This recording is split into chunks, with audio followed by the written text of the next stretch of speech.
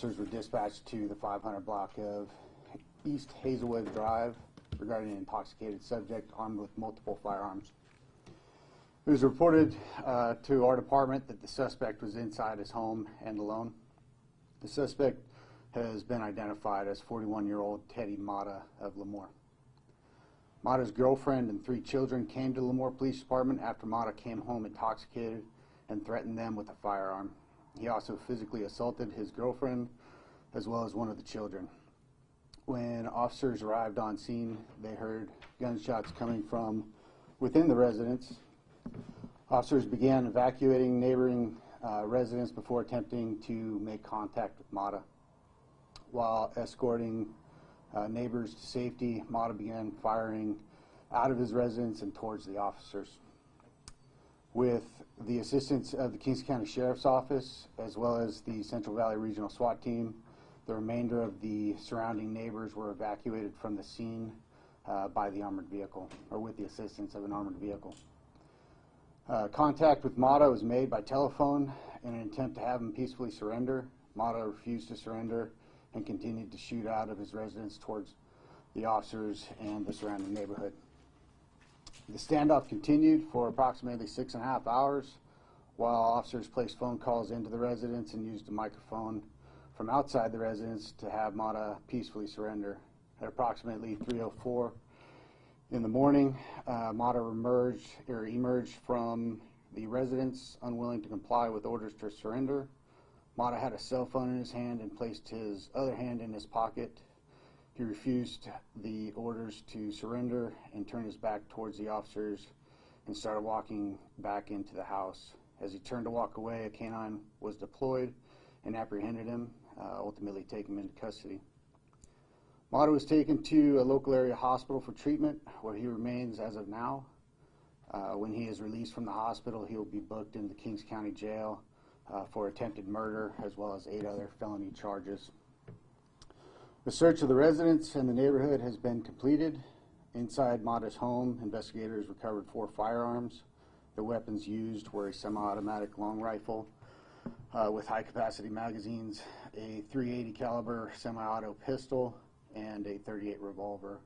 A bolt-action rifle was also recovered, but we don't believe it was used during this incident. Investigators located a total of 45 spent shell casings inside the home. I'll take any of your questions. What sort of criminal history did he have or have? First encounter with him? No, so in 2008, we had arrested him for criminal threats. He was convicted of that charge and spent some time in prison. He was released from prison after 16 months and then was paroled to Fresno. In 2010, he discharged off of parole, and we haven't had any contact with him since. How was the canine able to take him down? Well, he bit him in the arm. Is that where he bit him? Mm-hmm. Okay. What was, his injuries like? Was it just minor injuries from the canine, or what exactly happened there? Well, he had lacerations to the arm from being bit. As to his exact injuries, I don't know. Did your officers fire any shots? No. No, the suspect was firing from a position of cover from within inside the house. He had barricaded himself in the front family room area behind a couch.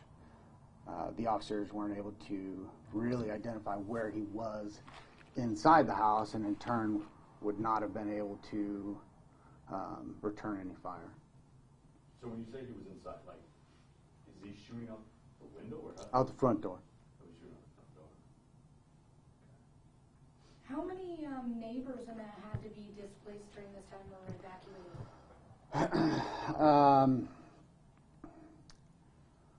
I know at one point we had about 20 on scene that we were trying to find placement for. We opened up one of our city buildings, and we were in the process of getting them moved over into one of the city buildings when Mr. Mata exited the house. Do we know what dispute was going on between the girlfriend and him beforehand? Other than he came home intoxicated, they were in some type of verbal argument, but that's about it. And you talked about one of the kids. How old did you say the kid was? I didn't say how old the kids were. How old do you? I'm not going to really say it. Okay. Just talking about talking with them. What is their mind state right now? I'm not going to comment on their statements to us, only because it is a ongoing investigation and there will be court proceedings to follow. There's a lot of incidents that seem to be happening with domestic violence and violence inside of the home. Can you talk about how dangerous these situations are, especially for you guys responding as officers? For law enforcement officers, it's one of the most difficult scenes to have to enter into, only because of the unknown. The suspects are within their residence. They know where their weapons are hidden within those residents. We don't know what actions they are going to take prior to us even contacting them, especially like this one. With the firearms that you talked about, were they all from California, all legal, all of that? They were all illegally possessed by him, and he's a convicted felon. The one long rifle was an assault weapon, which would have been illegal to possess by anybody. The two pistols weren't registered to him. We don't know if those are unreported stolen weapons or not. Can you speak to, I mean, when there's somebody barricaded inside of a home and you're trying to do all you can to get them out, the steps that you guys have to go through and how scary that can be? Well, if they're barricaded inside their home by themselves, and once we have the neighborhood evacuated, now it's the tactical advantage is ours, because we have him locked down into his own house. We don't have to enter into the house, and we can potentially wait him out. Chief, you mentioned that the mother and kids actually had come to the police department to warn you about this guy and explain to you that he had come home intoxicated and maybe in danger. What was the exact response? Just a couple officers go to visit? What happened at that point? So our initial response was to not make contact with him until we had enough information. But we obviously don't want him to go mobile, and if we can lock him down into the house again, it's a tactical advantage for us. So we sent officers over there to the neighborhood just to ensure he didn't leave his house. Immediately when those officers got on scene, they came under fire. When he came outside of the house, did he had one of the guns in his hand? No. Or no? I know you said he's facing attempted murder. Can you just elaborate on the charges, obviously, with the guns and everything else that he's facing? Again, it's a lot of this stuff is because, again, this is an ongoing investigation. When we find out, who these guns actually do belong to, those charges are going to be added. So those 8 other felony charges range from criminal threats to shooting in an inhabited dwelling, again, the illegal possession of the firearms, high-capacity magazines, things of that nature. And I'm sorry, did you say, is he out of the hospital? Has he been booked yet? No, he has not been booked yet. Okay. When do you expect him to be booked? We don't have an update on that. Okay. We don't know. Okay. Can you just describe what type of neighborhood, what type of street this is? Yeah, this is a relatively well-established neighborhood. The houses were built in the 70s. It's just a typical neighborhood. It's not a bad neighborhood by any means.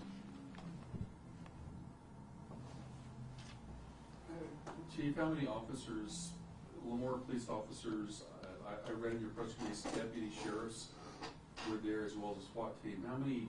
What was the entire response from law enforcement? I was actually trying to get a head count right before we came in here. It would probably be, end up being somewhere in the neighborhood of 24 at the time of completion. Slowly, ramping up from our initial 5 until the SWAT team made its arrival and added what they brought. But I would say it was over 20 at the completion.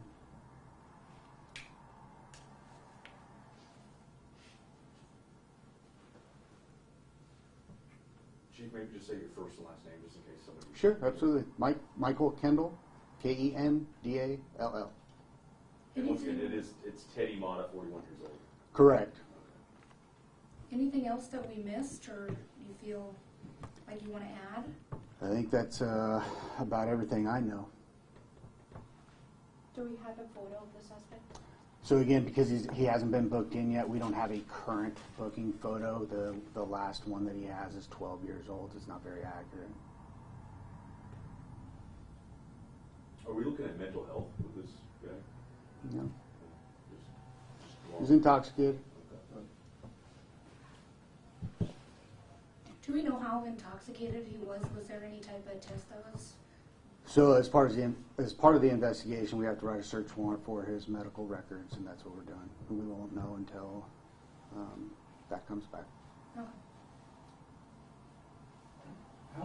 Chief, how valuable is a thing like a police dog? Ultimately, it was the police dog that brought him down. Well, You guys didn't fire a shot? it's, yeah, I mean, Was it the department's police dog? No, it wasn't. But it's obviously I have my own personal beliefs on canines, and I love them. And I think it was an invaluable tool. It sends, obviously we don't want an officer to chase that suspect back inside of his house, and a dog is a lot faster than a police officer. The dog's okay? Correct. Whose dog was it? What agency? The sheriff's department.